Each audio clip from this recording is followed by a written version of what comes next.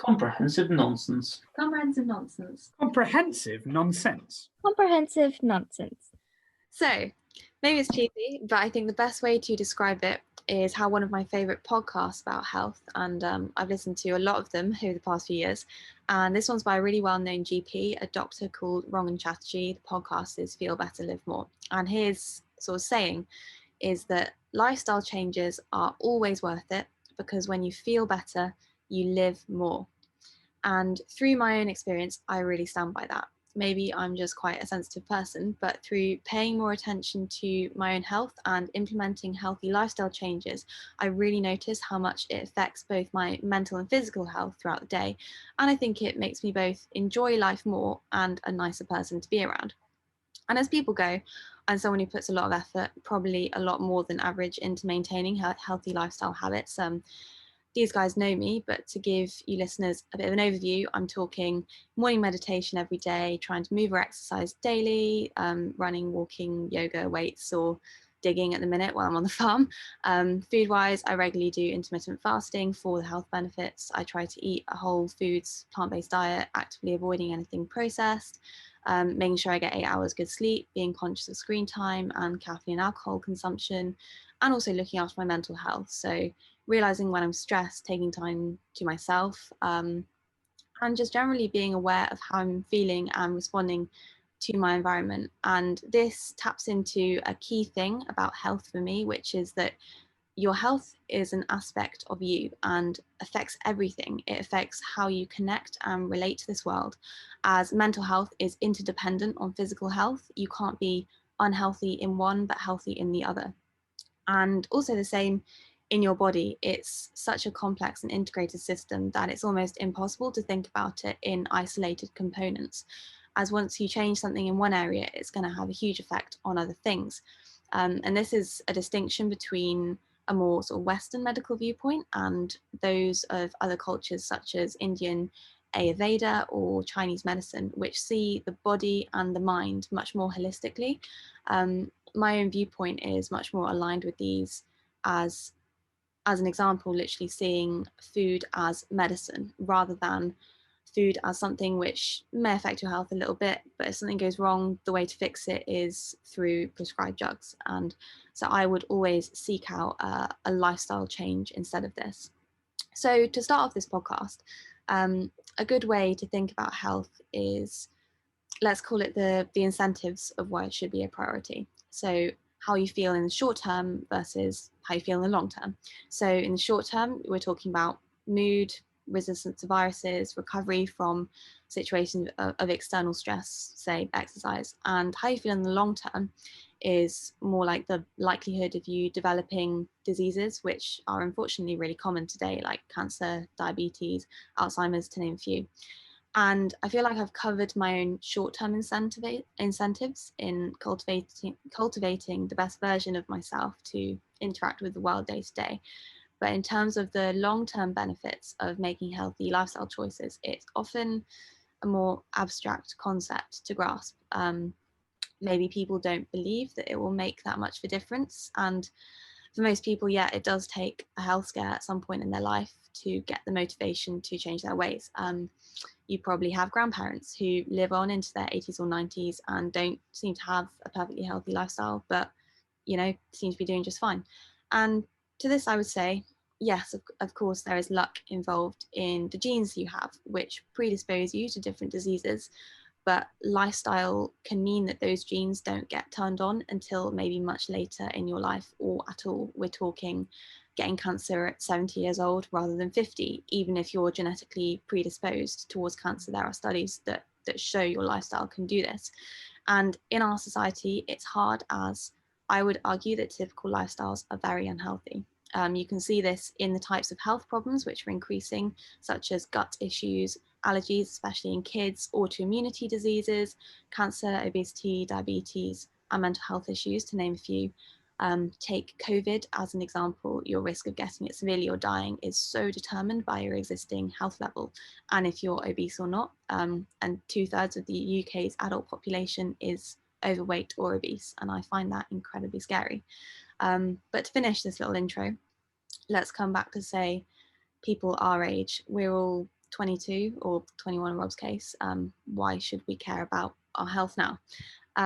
And what really puts it in perspective for me is when Rangan Chattergee, who's a really well-respected clinical doctor, says that 80% of what he sees in the clinic is lifestyle related in some way.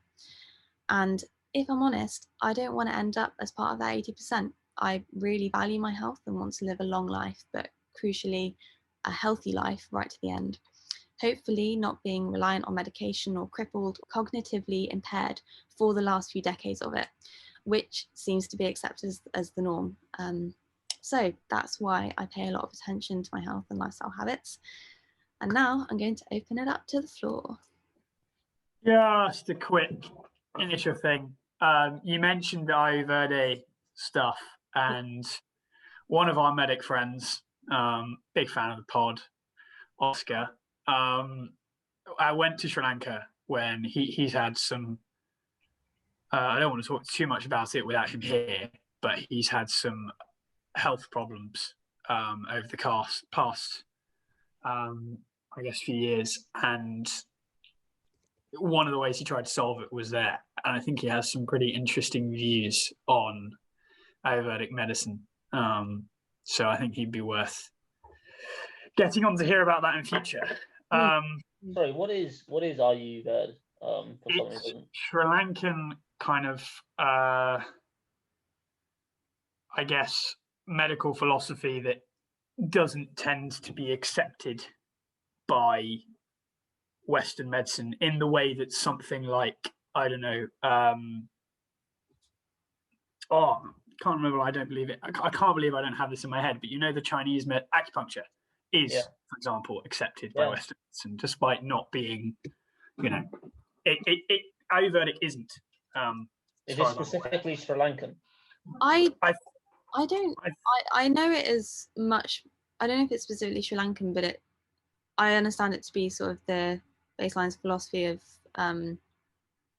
places like India. It's talked about a lot in like yoga circles as a way of understanding how the body works. Just which is why I'd said that. That's where he'd been exposed to it. But yeah. I mean, like, it's cool to kind of think of that, but also I think you always don't want to let it get to that point. But yeah, what do you mean? Like, obviously it's not always within your control. But I think for me, personally, I think I'm kind of similar to Emma, where I value my health a lot. It's probably one of the things I value most, and I do actively try to make sure I am in good health and I'm fit and strong and getting good sleep. And whilst I feel like I do kind of like living in the moment, and kind of this goes against it, like, why are you trying to be healthy now for in 40 years time?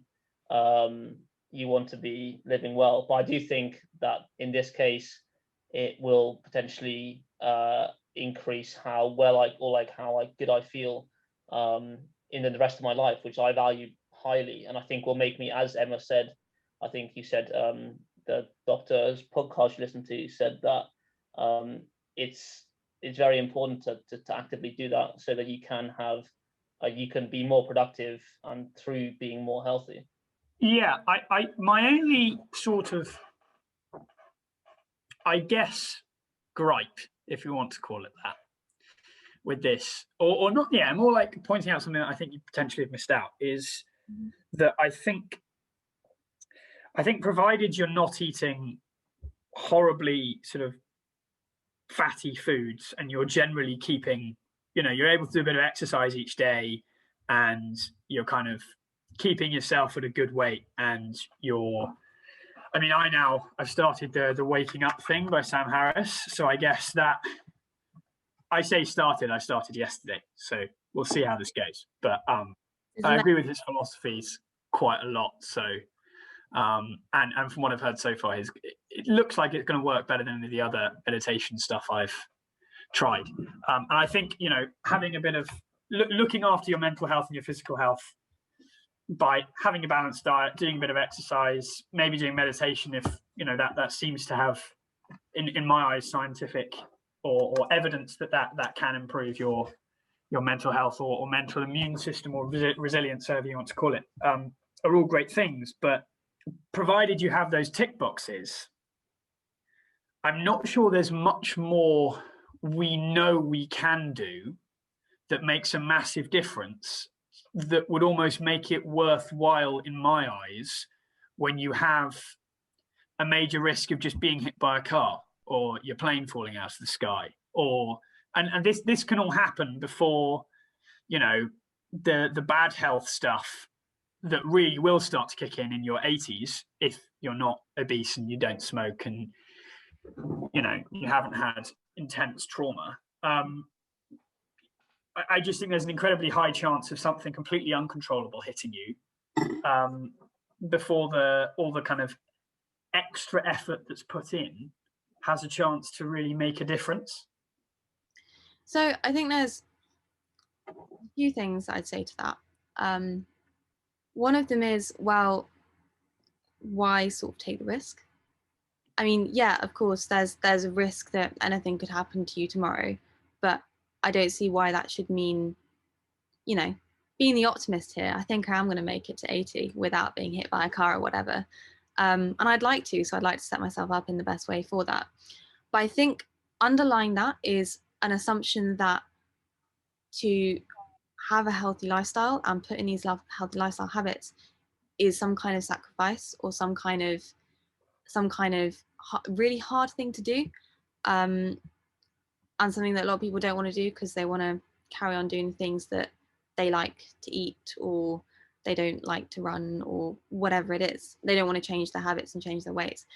And yeah, I think the real problem, actually, I think, for all of this is that the easy choices nowadays in our society are not the healthy choices.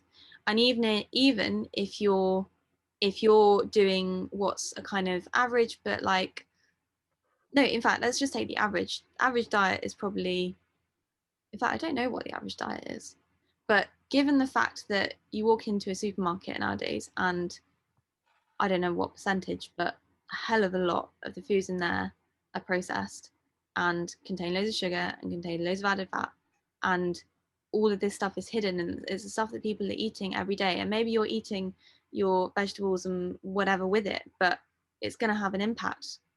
Add on to that things like air pollution as just another random thing, that if you live in a city, that's going to have a huge impact on your health. There are so many different factors ingrained in the modern Western lifestyle that are, I think, hugely detrimental, which means that, yeah, it can be hard to, I guess, try and be aware of these things and make better changes. But in response to the point that it's seen as this thing that's hard to do or not enjoyable, one thing that actually really made me think a lot about this was when I was watching my uncle and aunt feed their baby, their new baby. She was, I think, under 1 year old, and they were saying how for a baby, you need to give them a new food, something like, I think it's between 5 and 10 times before the baby will accept it. And I think that really highlights just how adaptable humans are. And I've seen this completely with, if you're just talking about food, my own tastes and the things I gravitate towards and the taste that I enjoy.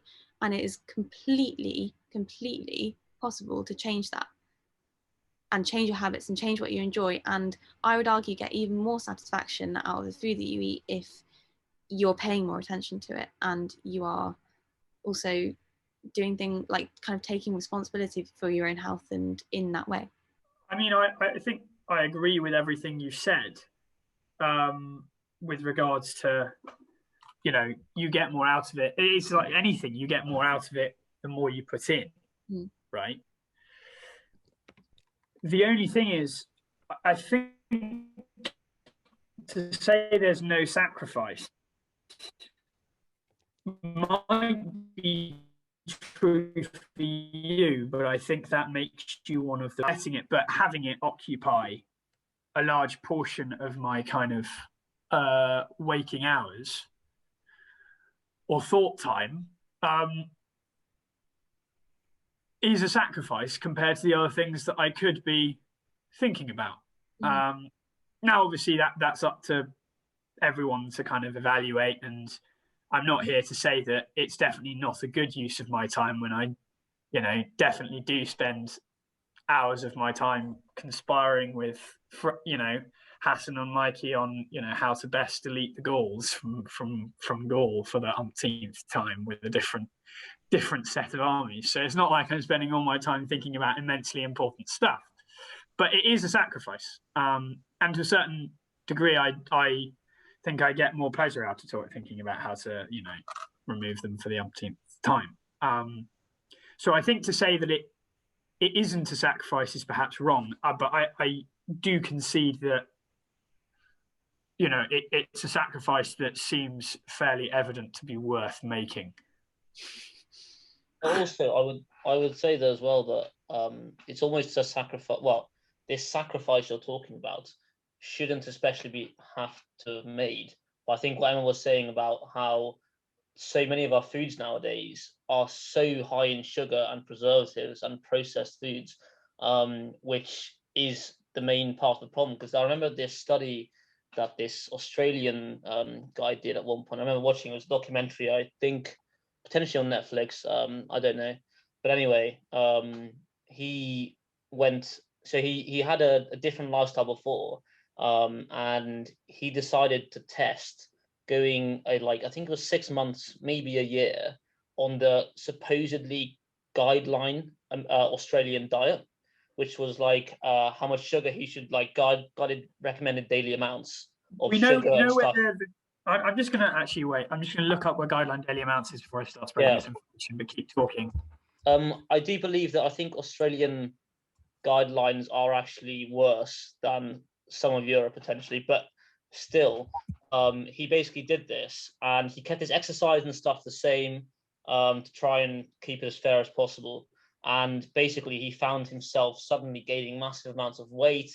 His fitness went down, his health, his blood pressure went up, his heart rate went up, and he felt awful. His productivity went down, and this was on the guided, recommended guideline daily amounts that he should have been having supposedly by the government. And I think it just shows that I think the food we are supposed to be consuming and are consuming because it's said to be not bad for us, or this is recommended and kind of normal now, is actually terrible for you. And I don't think a lot of people realize that. So I mean, I'm actually looking this up now and I can't find anything on this, so take this with an absolutely enormous pinch of salt. But both my parents are doctors, and I remember this coming up in a medical conversation, so this isn't entirely, there's some grounding to this. I remember guideline daily amounts have been brought up in my house before, and they tend to come up, or it's like a kind of, I guess it could be an old wives' tale, but yeah, the kind of info that comes up is that they were kind of originally conceived in, I think it was the Vietnam War, but it may well have been another war, as a way of keeping what foods you could keep the soldiers on the front line for without them failing as surviving human beings for 2 weeks or a month or something. That's where it's originated, and obviously there's been modifications since. It's not come into use in the UK food system till the 90s, and I'm sure, given us having the NHS and it will have been doctors that had an input into it, they won't have actively gone, I'm sure what soldiers in Vietnam needed for 2 weeks is what we can just provide to our citizens for all time. But the fact that that's where it's come from is, or that's where I've heard it's come from, has given me a kind of not really sure that's enough for quite a long time. I would say, I think you're potentially mainly talking about calories, but if you're talking about, for example, the proportion of nutrients that those calories consist of, i.e. sugar, I think is a big thing. It potentially will be way too much. Sorry, I mean, I was going to say, if that is true, Rob, hearing that just kind of highlights my increasing sort of despair at someone who has, I guess a hobby interest in listening to podcasts and stuff, but in terms of general attitudes towards like what we should be eating and like government attitudes to what we should be eating. I mean, hearing that from Sil about the guy in Australia who's following the government guidelines, that does not surprise me one bit, because where have these government guidelines come from and why have they been put there and which companies are funding them as well. That often has a huge impact on health guidelines, especially, more so in America with the sort of meat industry and dairy industry over there. But what really, really scares me the most, actually, and makes me distrust a lot of Western medical professionals, is that to be a doctor, they only have something like 8 to 10 hours of nutritional training. And I think that is absolutely appalling, given the fact that I've heard many doctors talk about how with diet alone, or lifestyle alone, they can not only fix but reverse things like diabetes, things like cancer, things like heart disease, obesity, and it's just not learn about. I think, I stand so by the idea that food is medicine. What you're putting into your body will keep you healthy. I think we might be getting some rather angry messages from med friends of mine about that 10 hours, / med family members of mine about that 10 hours. Angry in what sense? And that I don't think my parents would agree they've only had 10 hours of training on. Okay. well, I'm saying this based on what I've heard doctors talk about in podcasts, and those doctors. Is this the 10 hours, I guess, that could be somewhat mandated by, like, in your 6-year or 5-year medicine degree?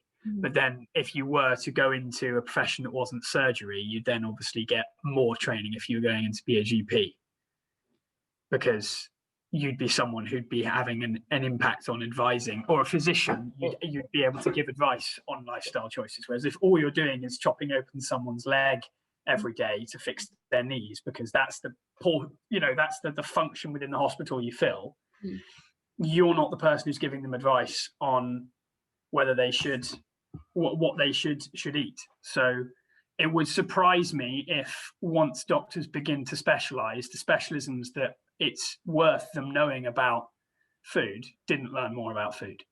No, but I must say, I think Emma's struck on a very big problem in our society nowadays as well, that medicine is kind of used. We're not looking at, instead of looking at the root of the problem, which is what you're putting into your bodies, like, for example, diabetes, doctors in medicine and people in society are taught that medicine can fix these problems by adding drugs in, or by adding things in, and kind of not looking at the root of the core problem holistically. It's just thinking about this one thing that is causing a problem and how to fix that temporarily or abate the symptoms. But is that whose fault is that then? Sorry? Is that anything to do with doctors though? Yeah, that's the. But a doctor's job is to fix you. Sorry? But a doctor's job, as in, there are definitely a role for someone who educates you on how to not end up talking to a doctor. But it's a doctor's role not to do the fixing once you've got to the problematic part. Yeah, no, and no. Yes, some of that fixing can be, you can avoid coming back again by doing this. But as in, is it not like the Ministry of Food and Agriculture that?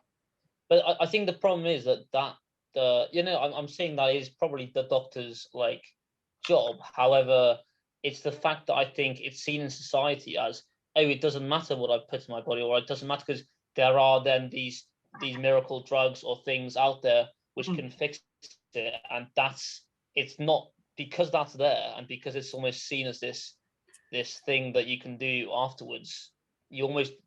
People, I think, aren't looking at the roots of the problem as much. No, I completely agree, but I think that I think you've hit on a good point, Rob, is that Western medicine is incredibly good at the quick fix, at the life-saving things when time is crucial, like more so than, you know, any other kinds of medicine understanding, like practices. But you know, if a patient walks into a GP and they've got, what is it, like 12 minutes, 7 minutes per appointment nowadays, and how on earth can a doctor try and get a sort of an accurate reading or understanding of what this patient's lifestyle is like, and suggest to them things that they may be able to actually incorporate into their own lifestyle? Because everyone knows what you're supposed to do, don't they? Everyone knows you're supposed to, you know, eat your veg and do a bit of exercise and whatever. Yeah. So is it that to me suggests it's the individual's fault? Okay. So that's, I think, what most people think is it's the individual's fault. However, when you look at why people change their habits, or why people have the habits that they have, it's completely dependent on the environment in which they live and in which they grow up in. I was listening to a podcast earlier today that was talking about how people, what was it? I think this is in America, and if they lived within, I think it was, if there were 5 fast food restaurants within, I think, a mile of their home, they were 30% more likely to be obese, to have diabetes, those kinds of things. Like Is there anyone then who didn't fit into the 30% more likely, given this is in America? Sorry? Is there anyone who didn't fit into the 30% more likely of how given on average, like, I was making a joke about everyone in America having 5 fast food. Okay. So I see. But I think everyone knows what you're, or actually everyone knows roughly what you're supposed to do, but I think I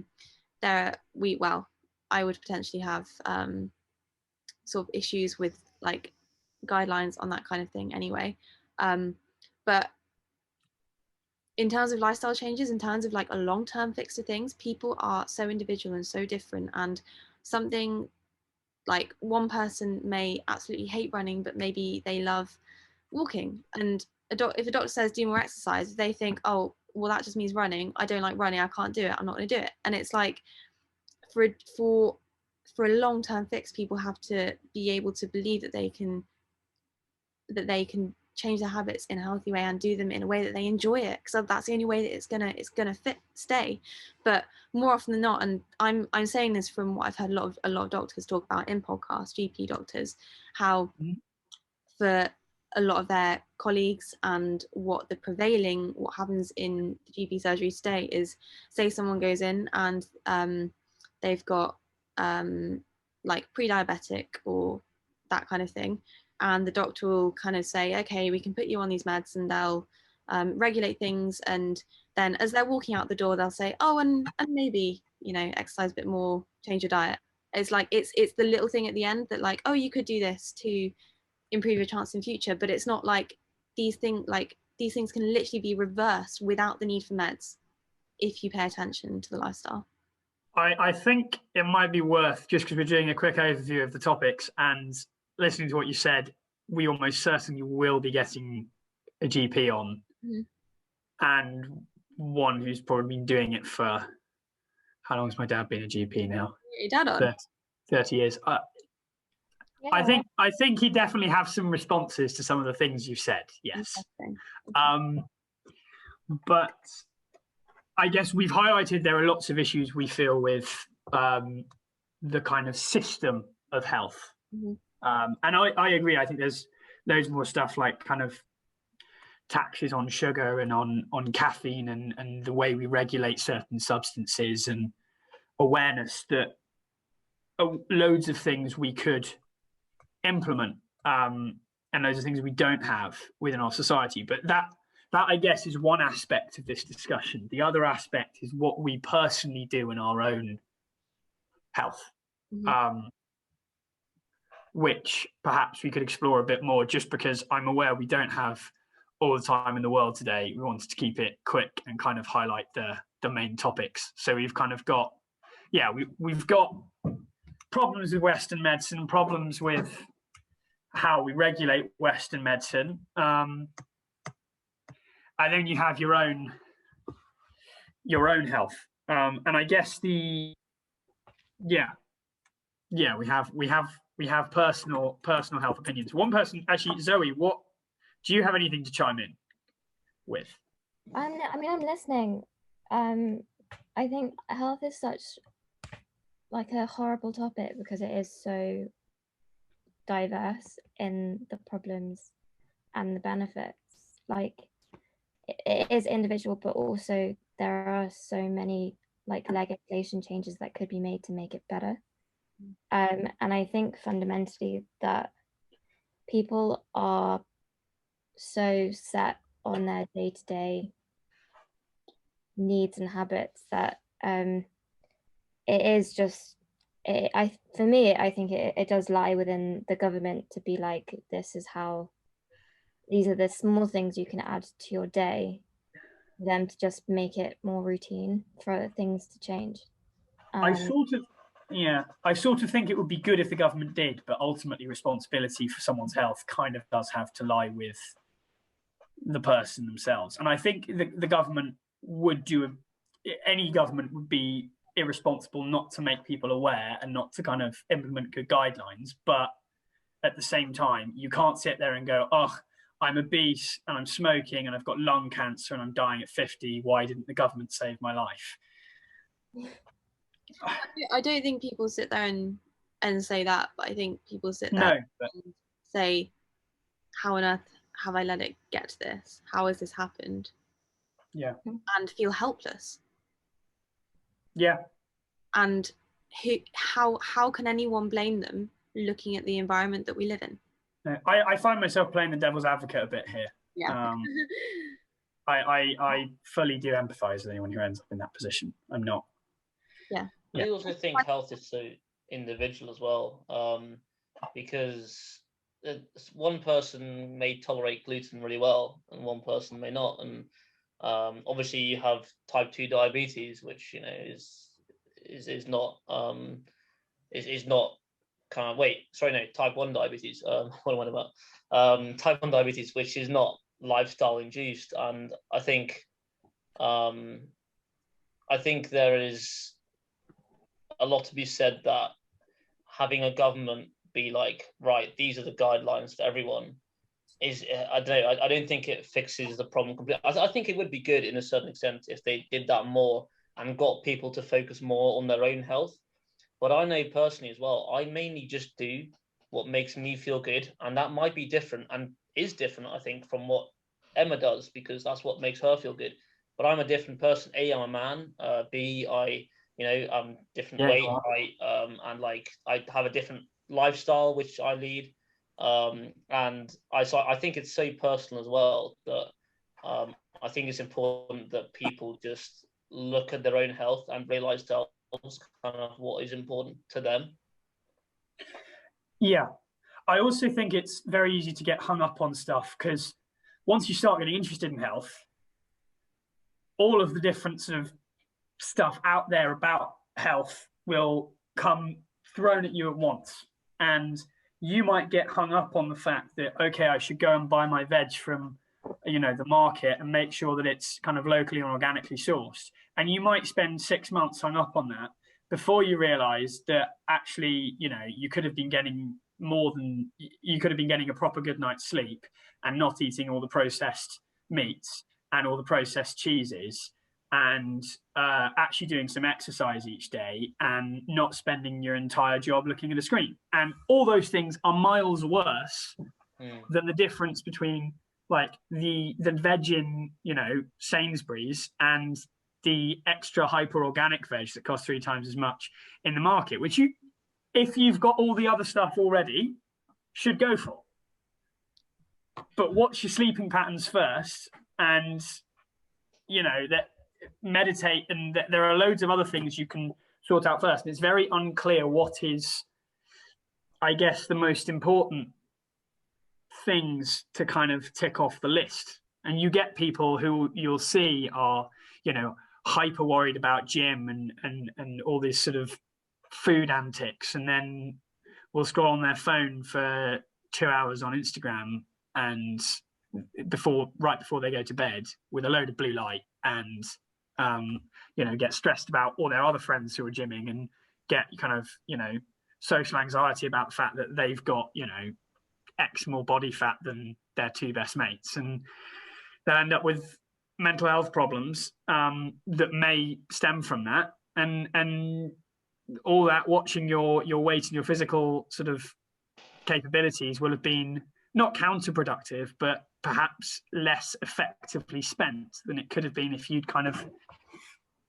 it was obvious what is sort of the best first steps to be taking. And I feel quite privileged, obviously, that I've got 2 GPs for parents who have basically been able to put good habits in me. But the more speaking to you guys, actually, I've realised that the reason I think partially I'm skeptical of all the sort of stuff you say about health and the stuff you're so aware of, is because I'm sort of naturally in a lot of good habits already, thanks to that. Yeah, I think you make a really good point in that there are like foundations such as things like sleep, which are super, super, super important. And if you're not kind of in a general way hitting good sleep and sort of, you know, eating at least some vegetables and doing some kind of movement, if you're not hitting those, there's no point kind of like getting really stuck down one avenue in one particular thing that you feel like you should be doing. And I think actually that's often the sad thing about a lot of people who get interested in, I guess, health, and this particularly plays out in sort of diet wars, in terms of people who, you know, are really set on like a vegan diet as the healthiest, the best way to go versus like a paleo diet. And there are these people who, you know, they'll argue and debate for hours online, but it's like actually they have so much more in common between them than they do to like sort of, I don't know, the rest of the population or kind of like the average diet. You guys are frozen. Did you get any of that? Yeah, we got all of it. Got all of it. We got all of it. Yeah. Yeah. So I think you're right. Like sort of there are bases that are incredibly important, but I think often people don't realize actually how important those bases are. Just something like sleep. Like how many people, in fact, like I think most of our generation, especially at university, have awful sleep patterns. Like absolutely awful. And like, I mean, me and Zoe are both architects. Like we've both done all this for the sake of work and etc. And yeah, maybe there's a time and place for that. I wouldn't do it now. But something like sleep is something that's kind of very undervalued, I think, in our society in favor of perceived productivity. But then I think it comes back to actually realizing, like being aware of how things affect you, and how if you have a really bad night's sleep, you're going to feel awful the next day. But then what's interesting actually about sleep deprivation is that the more sleep deprived you are, the less aware, the less able you are to realize how sleep deprived you are.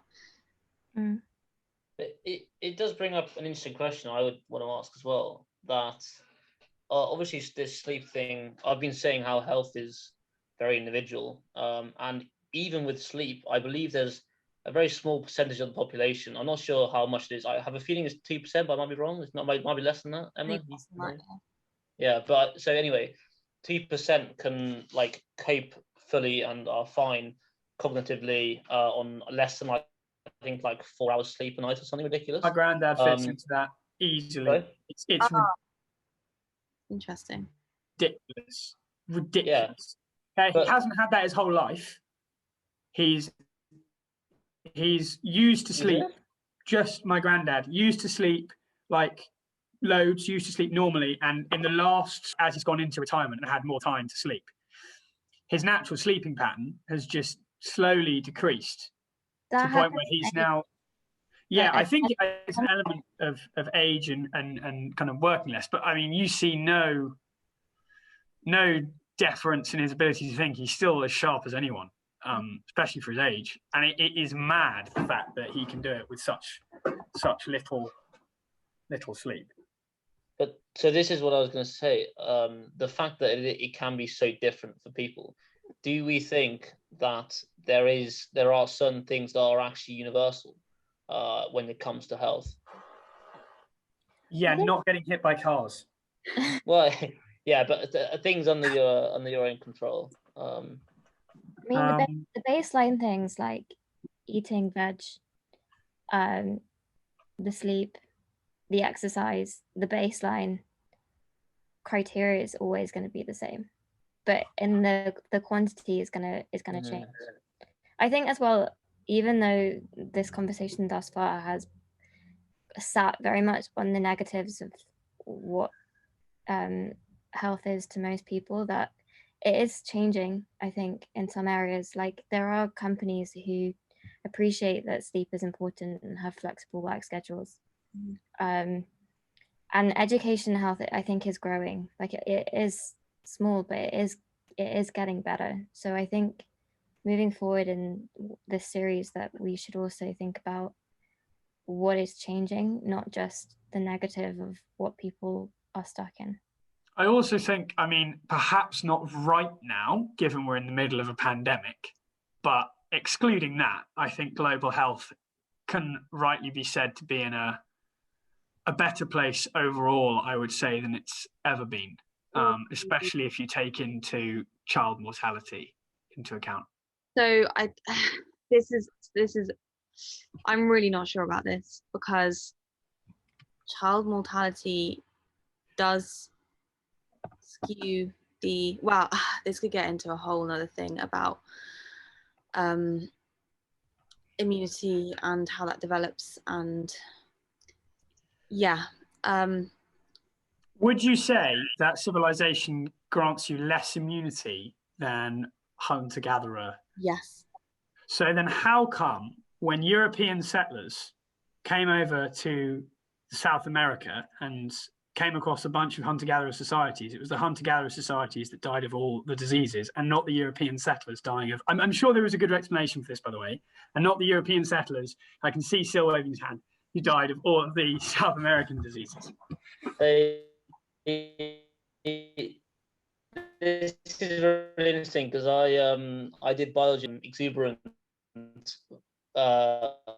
virology lecturer who's the head of virology here in Cambridge, and he actually touched on this point, because it's very well believed that and all of them died because they got viruses from Europe. There are also, and there was at that time, many Spanish died from viruses that they hadn't seen either from South America. It was just different. But the same thing happened to the Spanish. So it wasn't like their immune systems were better. I stand happily corrected. Yeah, but I think it's more, if you look at the direction which kind of Western lifestyles are going, I would say, yeah, maybe we can artificially extend your length of life, but I think it's about the quality of that life. I mean, how many people today are on long-term medication? I think it's ridiculous, and there are conditions, a lot of new, well, not new, but conditions like autoimmunity, like allergies, those kinds of things are rising. That I agree with. I will say, I think I like to think that, well, I don't like to think, it's a pretty horrible thing to say actually, but if we went back to hunter-gatherer societies, I do wonder how many of them, if we were able to kind of communicate them properly, we would put on long-term medication now. Because I think it would be a larger percentage than were on long-term medication then. Yeah, that's an interesting point. Given none of them were on long-term medication, but I think we would put some on them, especially for things like PTSD.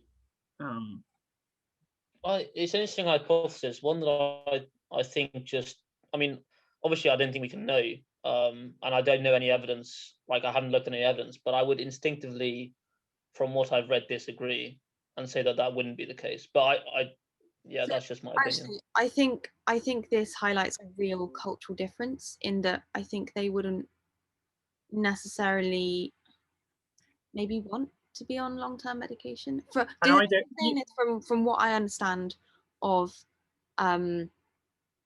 other cultures, and particularly indigenous cultures in Peru that I've looked into, but they have their own, or in fact, no, they understand medicine in the body completely differently. They understand illnesses and ailments to do with emotions, to do with spirits, to do with all of these different things, and they'll have their shaman to get the spirits out. You're rolling your eyes at it, but yeah, they also use an incredible amount of plants and herbs to heal themselves in a way that we have, is unknown to us now and probably frowned upon by Western medication. But most of the medicines we know and use today were derived from plants originally.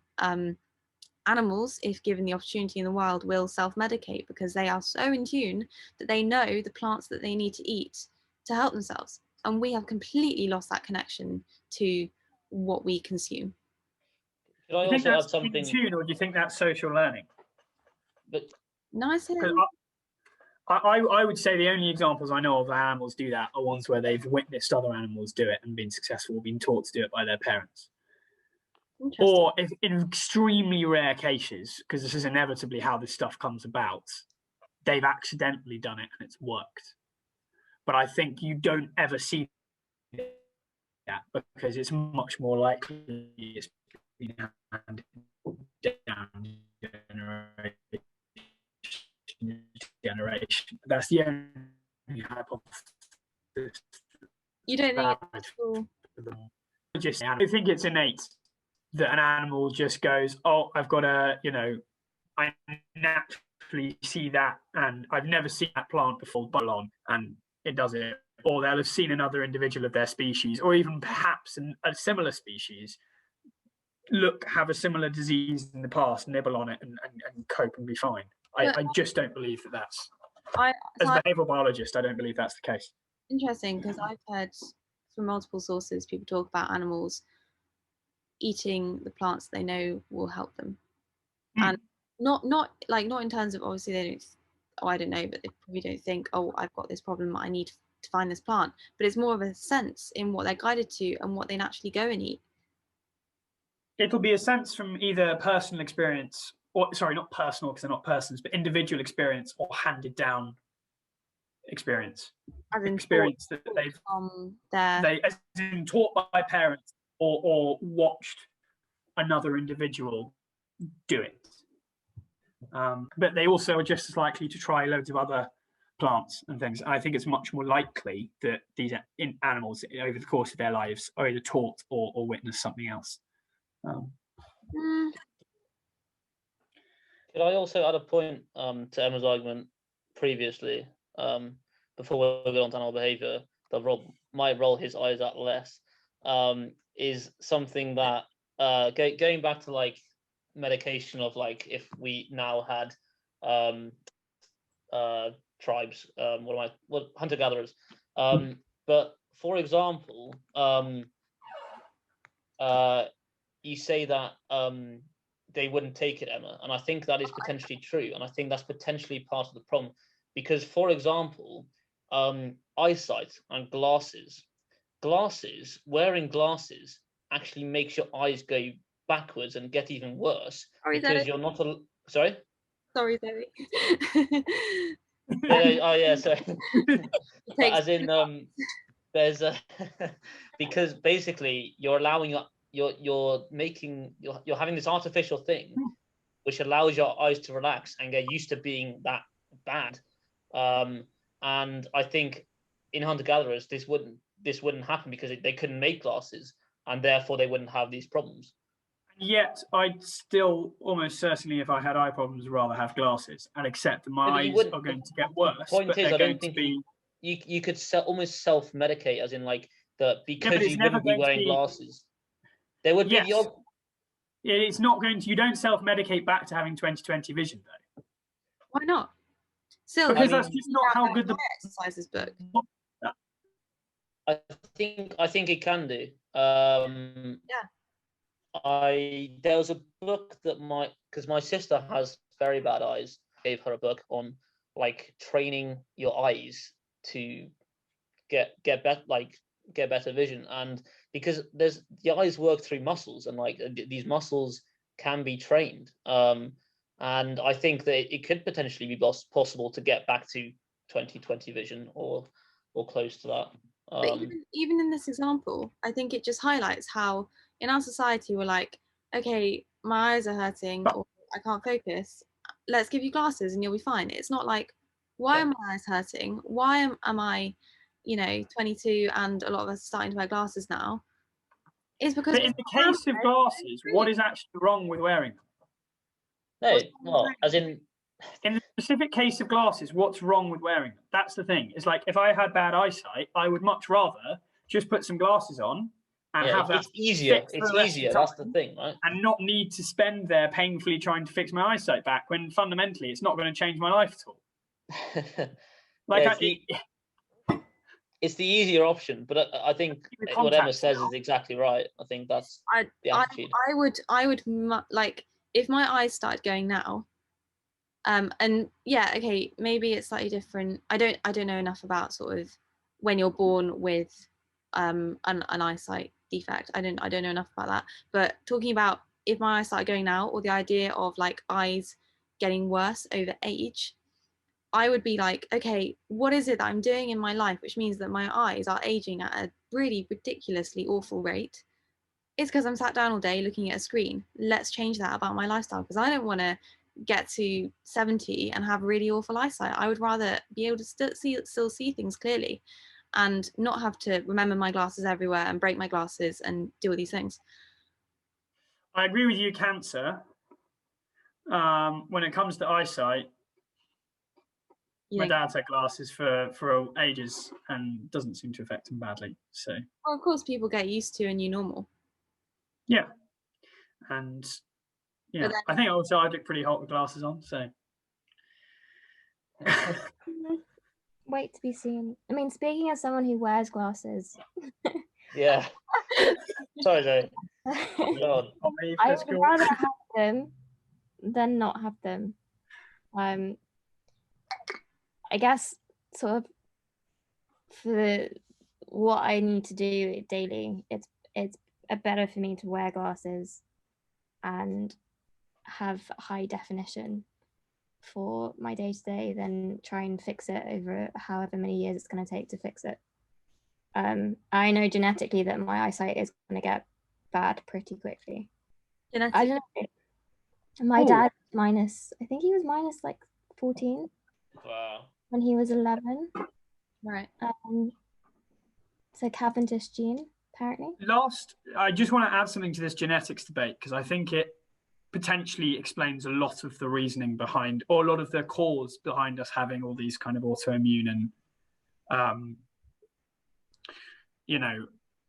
allergic responses that keep kind of cropping up in our society. I'm not actually sure that's that to do with the way our society is bringing the kids up wrong. I think it's more to do with there simply aren't selection pressures on it anymore. If you're a hunter-gatherer society and you have a child that is allergic or slightly allergic, that child is massively selected against and much more likely to die in infant mortality, for example. You have that in our society, and thankfully, thanks to arguably good medicine, they survive.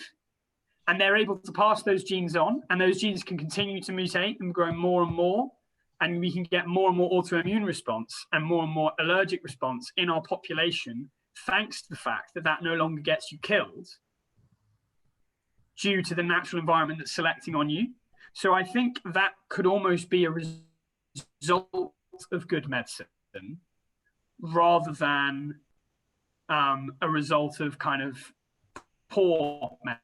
Couple days ago, and the guy summarized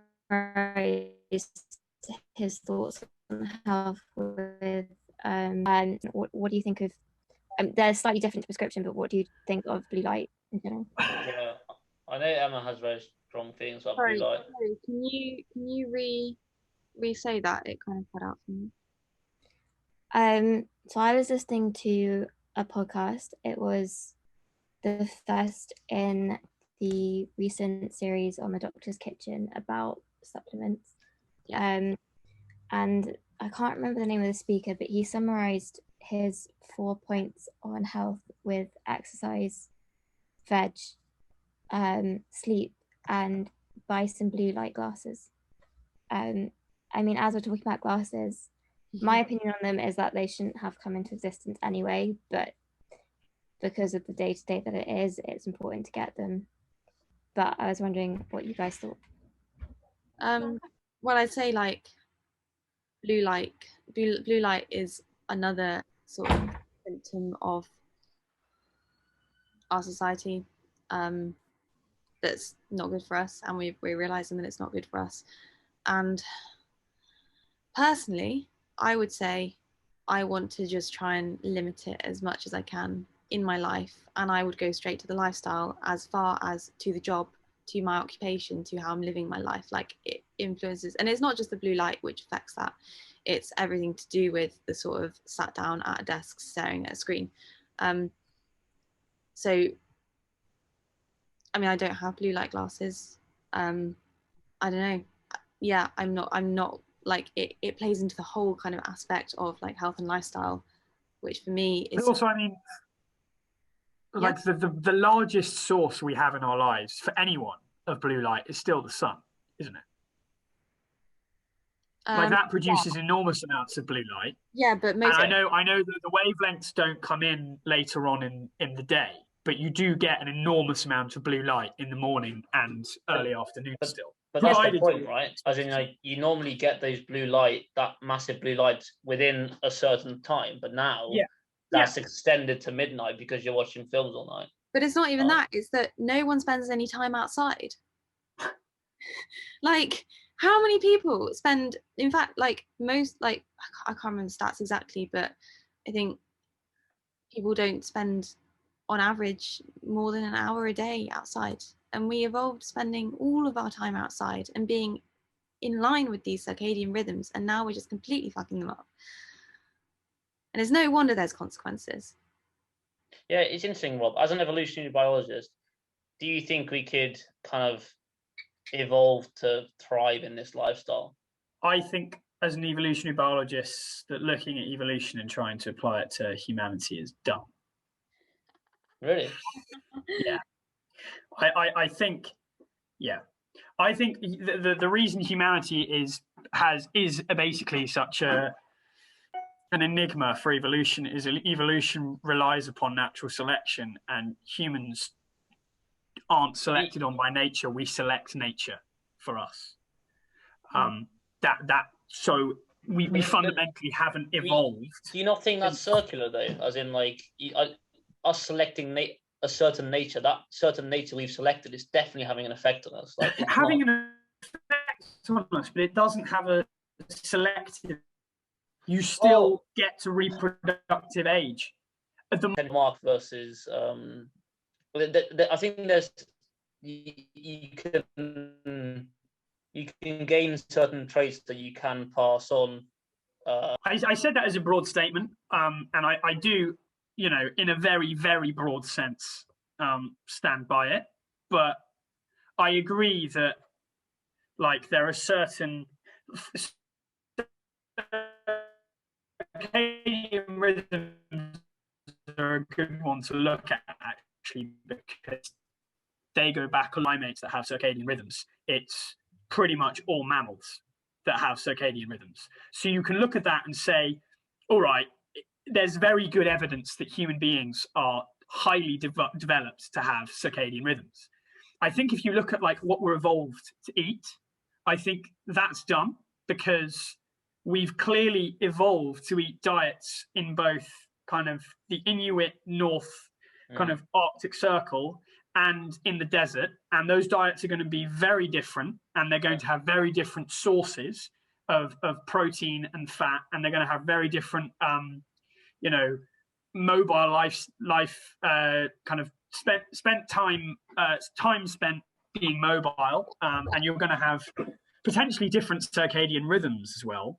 Having just said that, I think that's good. You're going to have potentially different circadian rhythms in the Arctic Circle. And we did evolve in Africa, so I think that point still holds. But you get all these diets, and not only that, but humans have evolved very briefly from chimpanzees and evolved very rapidly to, I guess, cope with eating meat in a short space of time, which has meant we've lost the ability to eat plants as well as chimps can, and certainly gorillas can, but we haven't developed the ability to eat meat as well as, say, a lion or a tiger can. So we basically have digestive systems, as I understand it as an evolutionary biologist, that are very bad at eating everything.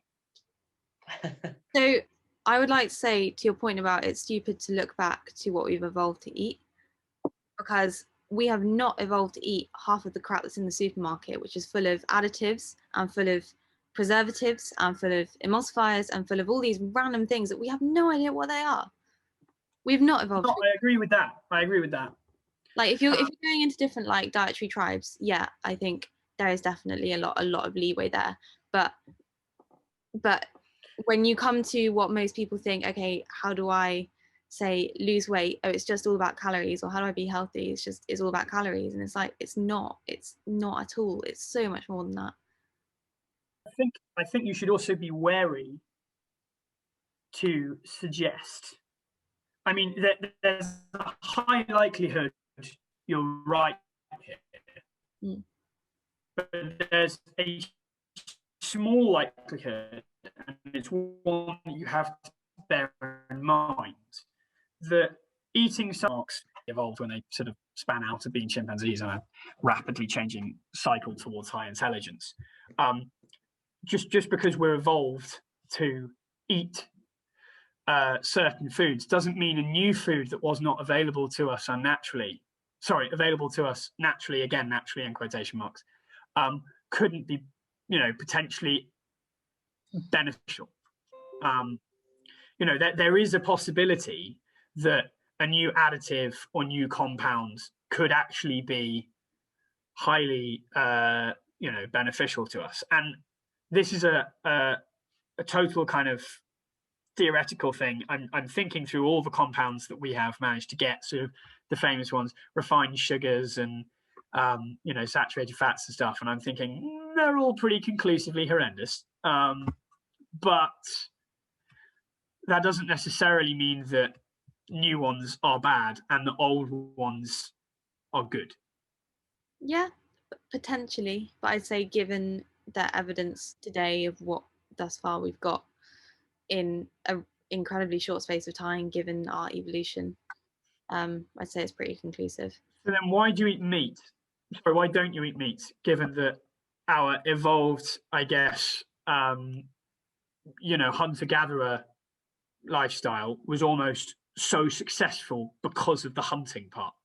So the reason why so for the listeners, for about the past 3 years, I've been, I'd probably say like 95% vegan.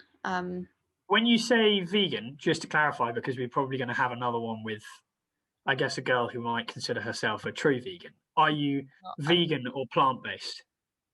Well, when I say 95% vegan, I mean that 5%.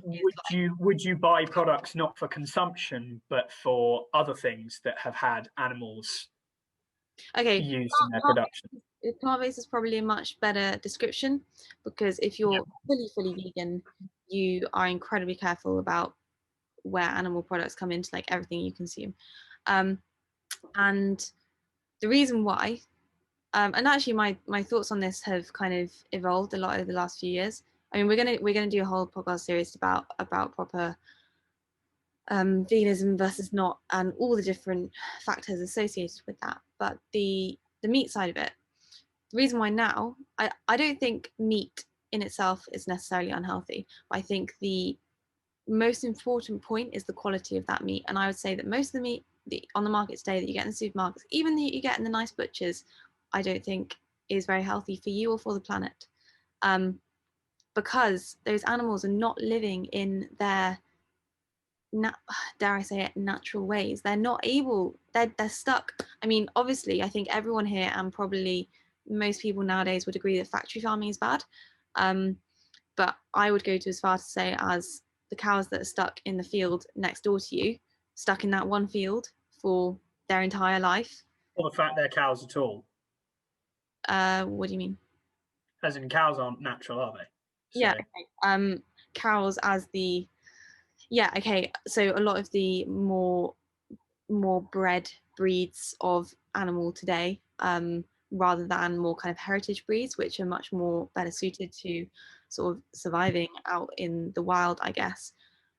Is the same story with why we understand largely a healthy diet for humans to be incredibly diverse and full of lots of different fruits and vegetables and other things, and it's all about the nutrient content and how they all, like, we're designed to respond to those minerals and phytonutrients and all that in the foods, and animals do the same. But if they're only fed the same lush green grass and the same corn that's maybe even grown, and that's been industrially grown, and it's had pesticides and fertilizers on it, that's going to go through the animal and get concentrated. Then we're going to eat it, and they're fed hormones, they're fed antibiotics, and all those things concentrate in the food that we then eat. And that's why I don't eat a large amount of the meat. If I had a very good source of wild meat, then I would eat it, I think, occasionally. But along with this goes into a series of, I spent a lot of time over the past few years listening to a lot of different theories about health and diet and lifestyle. And you do get the people in the different camps and they argue, but in terms of what is good to do, I think you get the same messages over and over again, and I think these are somewhat all in the same place in the idea of the blue zones. And so these are, I think, 5 or is it 7 zones which have been identified across the world as having the people who live the longest and are the healthiest, like live the longest and the healthiest, like the largest health span, I'm talking. And they've identified across these zones to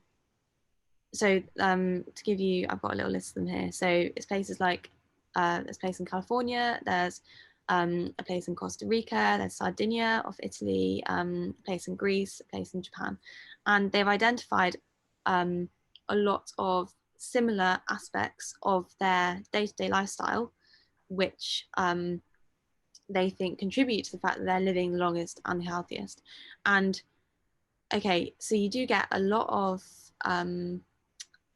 there's a lot of people who maybe pick holes in this hypothesis and these studies because they say, oh, I've been to that place and I've seen what they're eating and it's loads of meat and it's loads of oil, and that's not what they're saying what they're eating. But having listened to the author of the whole studies, and he was saying they've done a lot of research into actually what these people who are now 100 plus have been eating their whole life. And in the last 20, 30 years, that's obviously changed a lot because of globalization. But in terms of diet, which relates to what we were talking about in terms of the meat, they eat basically peasant food. They eat 95% plants, but the whole plants, the whole food. And they'll have meat on a special occasion or as a little side to the dish, or they'll use like fat to as a stock. It's not like they're completely vegan. I don't think any of them are actually completely vegan. And they do eat meat, but they eat good quality stuff and they eat a little bit of it.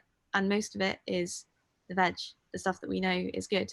And as a kind of philosophy, I think I find that the most convincing in terms of how it's, how that same message seems to come up again and again from the experts.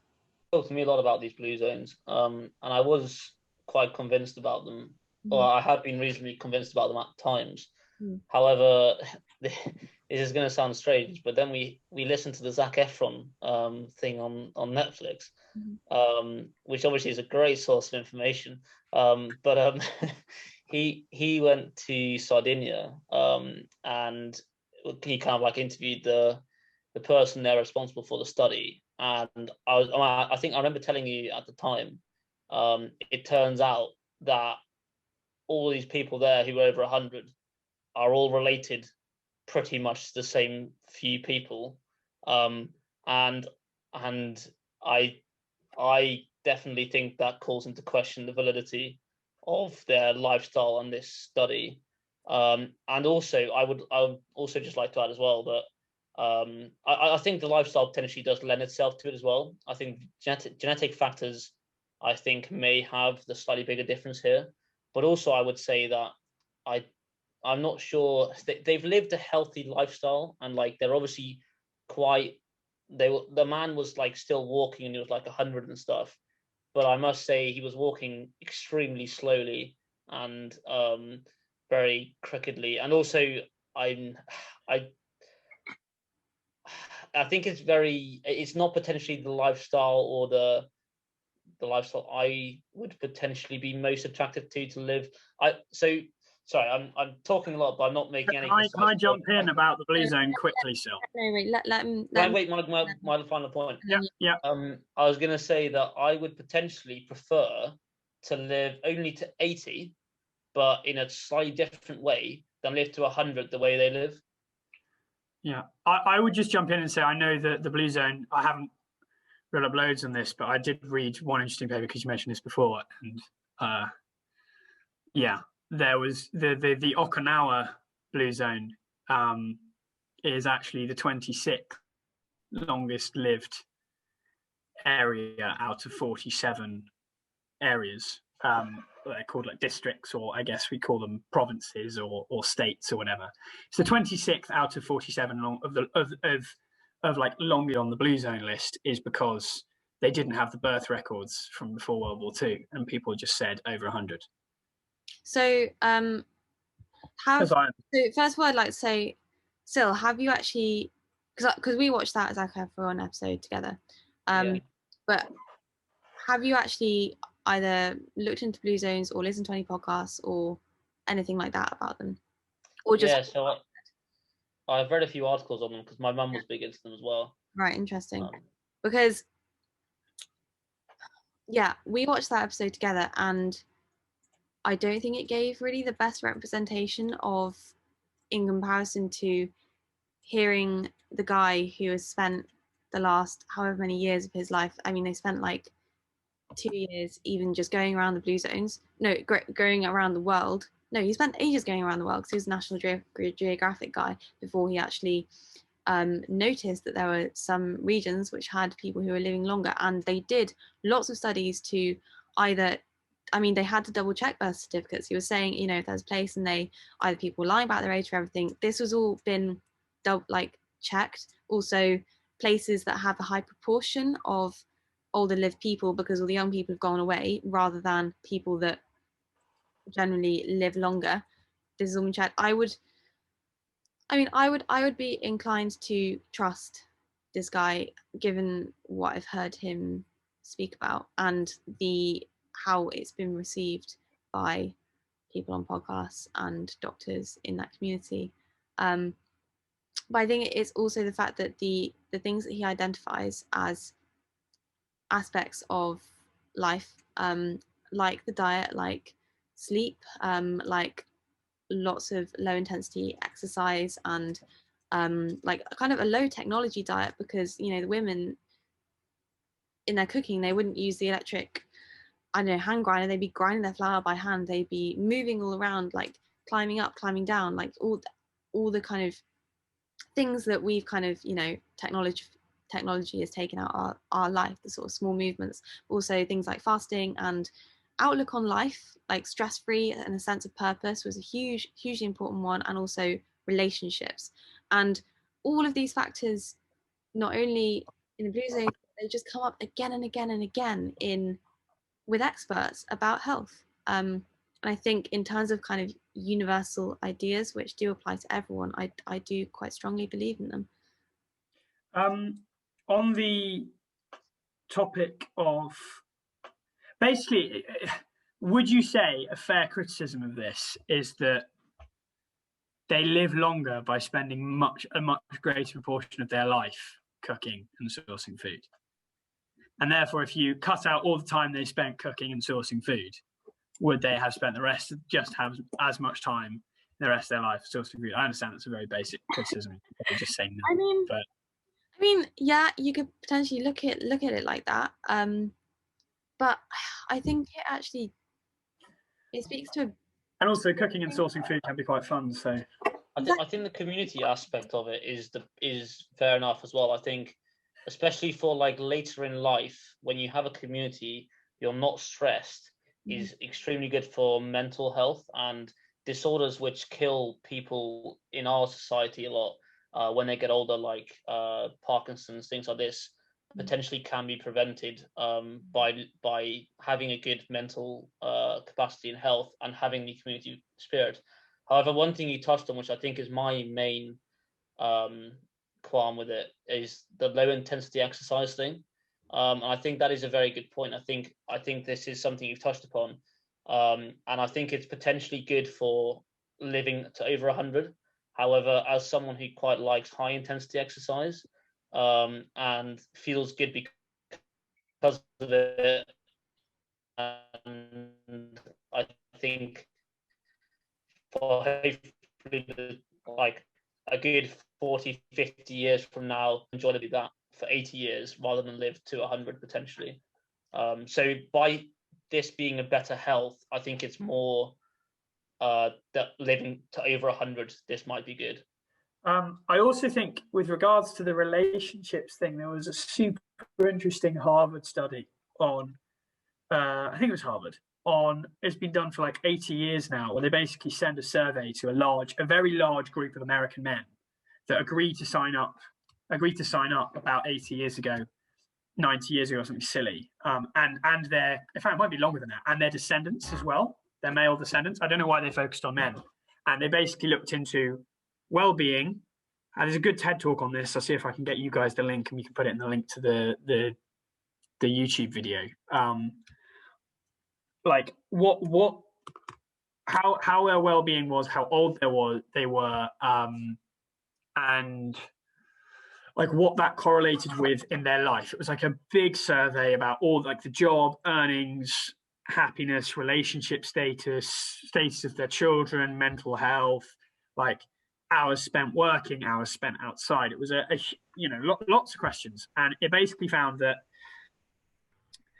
things like diet and exercise had a very loose correlation. And the one thing that massively correlated, that was just totally like, if you didn't have it, you're fucked. And if you did have it, you had a pretty decent chance of continuing on in a relatively healthy state, was really good, really strong relationships with other people.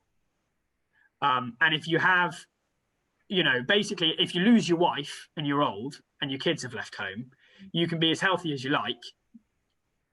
You're in much more danger than if you're, still sipping on your scotch and your red wine and eating your steak, but your wife's still around and, you still have someone to live for. And I think that I found that super interesting. And the other thing with regards to death and living a long time is there's this institution for like public health records that basically has far and away the widest data for a single population on health over a long period of time. And that's the NHS, because obviously they've existed with the entire British population and keeping records on all of them for, I mean, I don't know how long they've been, like 70 years, don't know why, but 70 years, about that now, maybe slightly less. I think it was just after World War II. This is bad British history, Rob. Come on, you should know this better. It was implemented by the Labour Party just after. Yeah, just after World War II. So about 70 years. And that health records for that go back a long way and are very reliable. And the health statistics then from the UK, I think, is super interesting. And you look at the major causes. If we're just talking about longevity, if not more important, the kind of quality of life within that, the causes of death are obesity, lung disease. I say obesity, things like acute heart failure and heart disease and lung disease caused by smoking are still, like, by and away the two things that sort of outsource everything else. And the other big ones are things like Alzheimer's and dementia. And I guess the ones that kind of tend to kill older people are cancers, which are, I sort of want to say, by and large, I think pretty inevitable. I mean, you can probably delay cancer through a healthy lifestyle, but it will get you. Yeah. Unless cancer basically will eventually get you. Even if we find a cure for a type of cancer, you're eventually going to get so old that basically every cell in your body is just so shot to bits with mutations. You are cancer, and then you die. Yeah.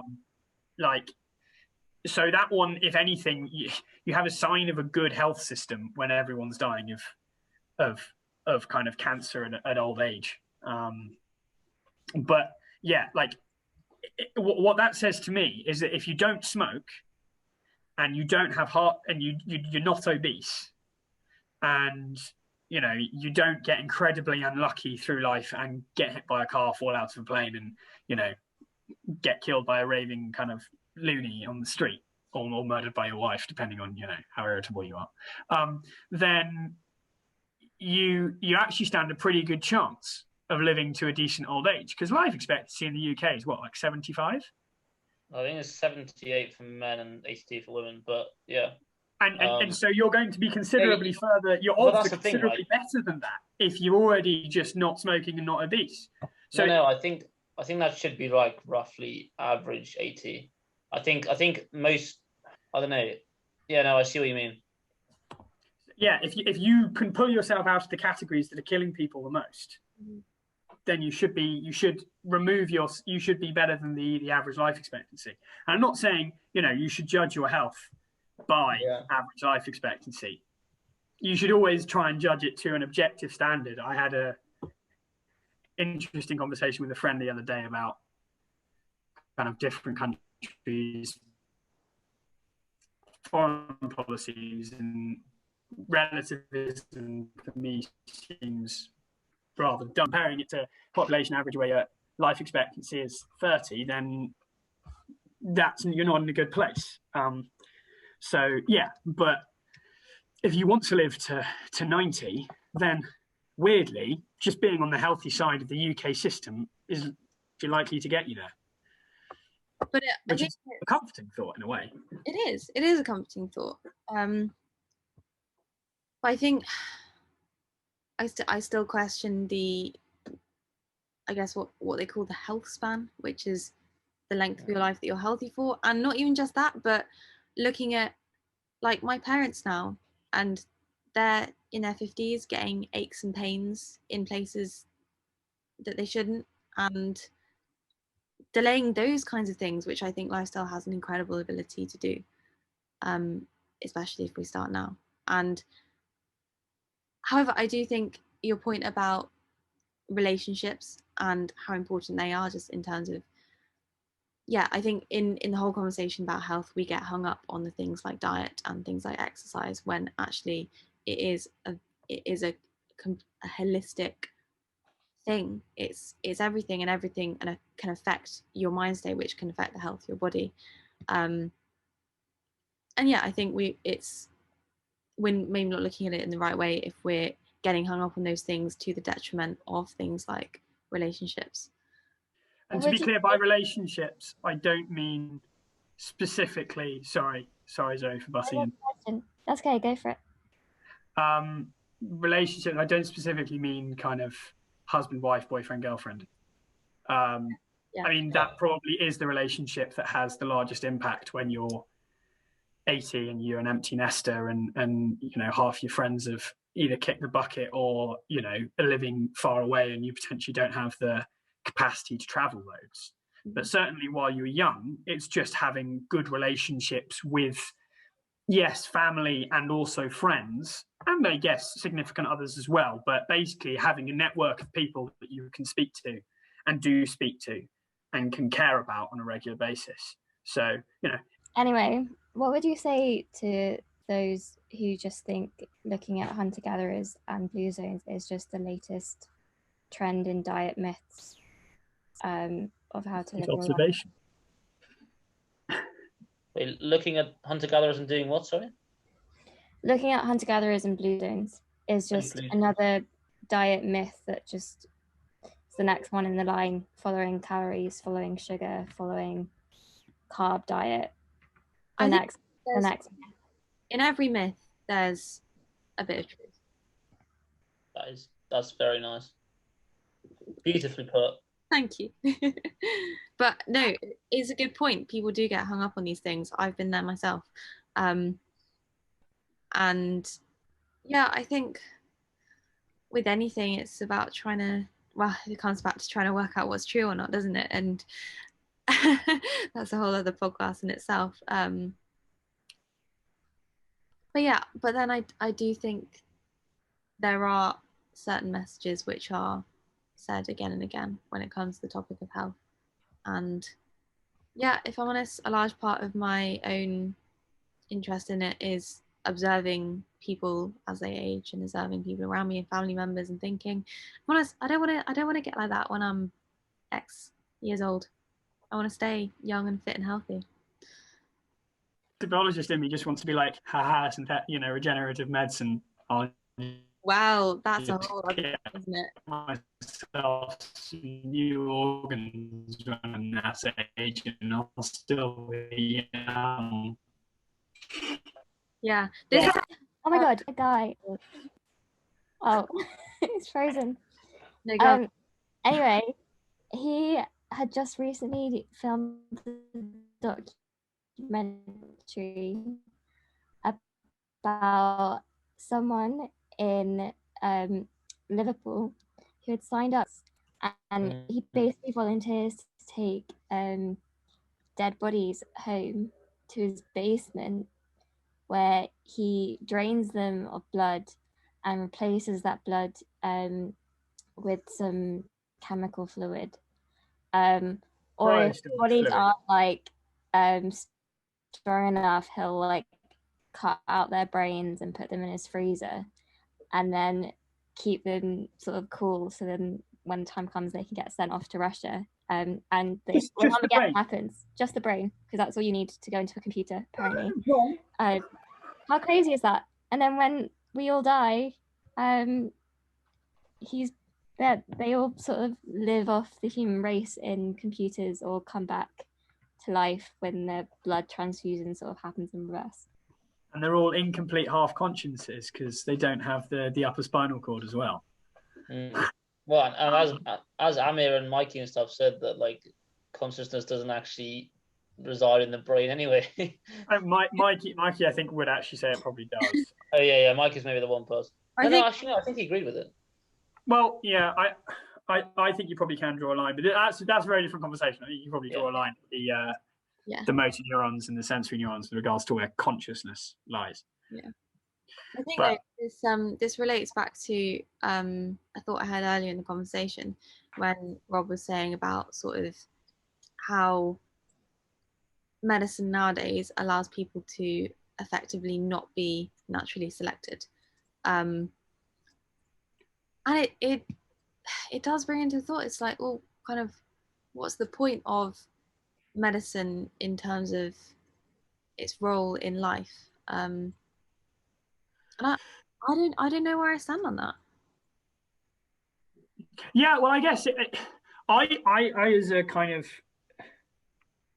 I need to start reading the Moral Landscape by Sam Harris, because that I think will align, from what I've seen of it, align fairly well with some of the kind of, at least the basis of my ethical ideas. I don't necessarily agree with him on everything, but I think trying to use evolution, and this is perhaps when you and I differ, Emma, as a basis for what is good, or like our natural sort of role within, so as a basis for what is good is pretty misguided.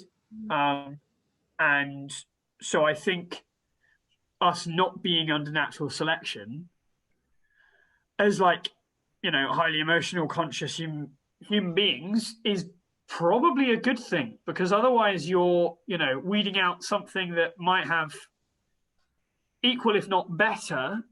Natural selection doesn't necessarily select for the most emotionally capable human beings. It selects for those that are kind of most adapted to survive within a competitive society. And that's not necessarily society removing a lot of those constraints and then us being able to, we haven't done it very well yet, but hopefully we can eventually kind of impose better constraints on us is, I don't know, we're not necessarily diseases or conditions don't instantly die. I think I would rather them still being good human beings get a chance to survive. I guess my only issue with it is that from the way I see it, it's not just kind of Western medicine, but the whole, or if kind of by foregoing natural selection, you're almost increasing suffering on the whole. And I don't know where I stand. That's good as utilitarian ass. That's good. Yeah. No, I'm just thinking that I think I kind of agree with you in that, like, population is just the one problem that we as a society is like, nah, just gonna ignore that. I didn't say, I'm not sure I stand myself with that being the one problem that we ignore. But anyway, carry on. No, it's not the one problem we ignore, but it's the one problem that we sort of, I guess, don't even address in speech, really. Yeah. Because it's too taboo. You can't be like, no one wants to go to population control. I guess the one I watched something recently that was really clever, where it was like the one ethical standard we hold people to universally across the world is it's bad to be a Nazi. Right? It's bad to be a Nazi. Kind of everything else, to a certain extent, is open for discussion. So I've got a question for the utilitarian in you. Theory, would you say that this COVID pandemic has decreased the net happiness of the population? Decreased utility? Yeah. Yeah. So it's interesting that in this case, would it have been better to, well, make sure people aren't immune, we have a reduced amount of people who are immune compromised, or B, that we just don't have the restrictions in place, or or C, that we just don't go and eat really rare animals in wet markets in China and go and contract diseases from nearby creatures. I think that is one of the potential better solutions than the two you just posed there. I think, that's a question where you can look at any solution that's feasible and pick the best one out of those, rather than having to pick between. But I think in this case, okay, someone ate a bat, but as in, there's cases where this would potentially happen anyway without much human control. But I'm just talking about the scenario as in, because this, and I think, as you said, you think as well, this has decreased net happiness in the population. Yeah, it has decreased utility, but I think I want to sort of say that that's almost. I know this is going to be quite an unpopular opinion on here, but that can be solved technologically. Ooh, it's a whole other podcast. We've got the vaccine relatively fast this time. If we expose ourselves to less ways of getting disease in the future by not interacting with all of the other biological systems that generate them so much. I'm not sure that's how you decrease that at all. On the other hand, no, I think that really is a really good way of decreasing it, though. No. But you know what? It's also a really good way of decreasing it is making the general health of the population better.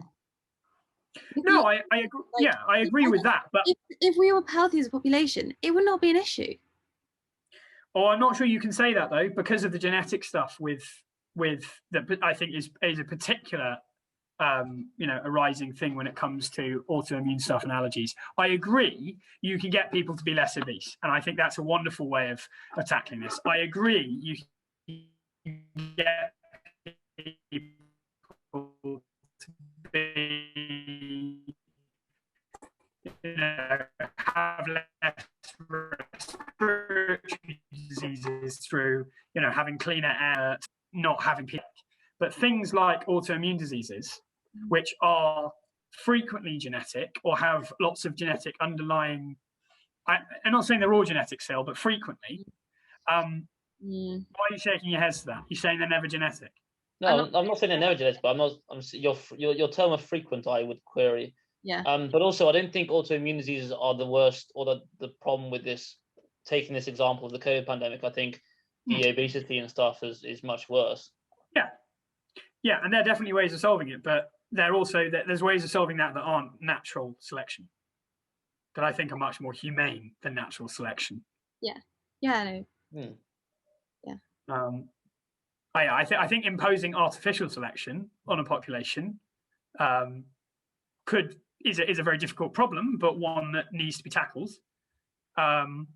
Whereas I think leaving it up to nature is like a kind of worst possible base scenario that we will eventually fall back on if we sort of fail as a civilization. I think, if anything, that civilization's purpose is to alleviate us. Its basest purpose is to alleviate us from natural selection. But I must say, I think the way we have handled the COVID pandemic, and it has not been healthy and does not promote health. If you look at what we've been talking about, like connection and relationships being so vitally important, the way that it's just handled that, I would say those things are much more important. But yeah, see, I don't know though, but I think, again, we keep zooming, and it's kind of hard to pick between the zooming, pardon the pun, between different, like whether we're talking about personal health or individual health. But individually, I'm not really sure my relationships. What's the difference between personal and individual health? Sorry, no, I mean, sorry, societal and personal health. Yeah, thanks for catching me up on that. I'm not so certain that my relationships have been that affected by this pandemic. I mean, like a lot of my closest relationships, the ones I rely on most, are ones with my family and my, I guess some of my closest friends. And I've started talking to you. I used to ring Oscar every weekend, and my mum and dad and my sister every weekend, and still do. And that's, I guess, like particularly mum, dad, and sister, some of the strongest relationships I have. And they were already online beforehand, and I'm not sure they needed to necessarily be in person to kind of be affected by that strength or weakness. So I think, for example, if you hadn't, because obviously at that time you weren't in a pandemic, and you had however many uni mates you could see every night, spend loads of time with.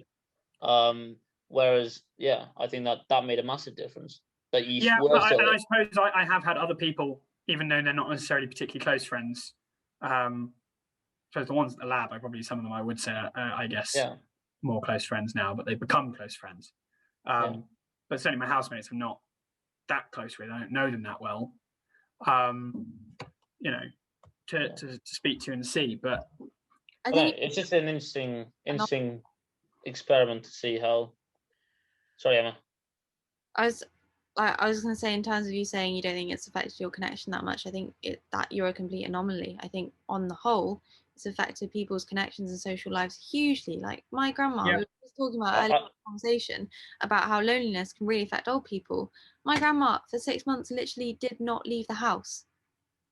Yeah, it's the same with mine, actually. You're completely right. My grandma's in a really bad place. I would also say anomaly / denial, but yeah. But there are also just so many like things. If you're comparing sort of screen connection and connection in person, like they think something like 60% of communication is nonverbal in terms of body language, in terms of smells, in terms of all these different things, which I think are just so vital. Yeah. And touch as well. But I mean, you still get a large amount of body language through a video call. Not all of it, but you know. I think it's a fraction of the depth of connection that you get in person. Or maybe it forces you to, you know, become more complex in your verbal communication skills. Maybe we're evolving. This is how we should be communicating. I think it's fair to say that's done that for me. I definitely have a better vocabulary than I did pre-pandemic. Yeah, I mean, there are silver linings to every cloud, I guess. So here we come to the end of our first episode of the health series, where as usual we covered a huge variety of topics and didn't necessarily come to any great conclusions, but that's alright. It's a topic we're all pretty passionate about, whether that's because of a personal interest or having parents working as GPs in the NHS like Rob and Zoe. So we'll have a lot more to say about this topic in the coming weeks, and we'll be getting some good guests on to share their views as well. Tune in if this conversation got you excited, and thank you for listening.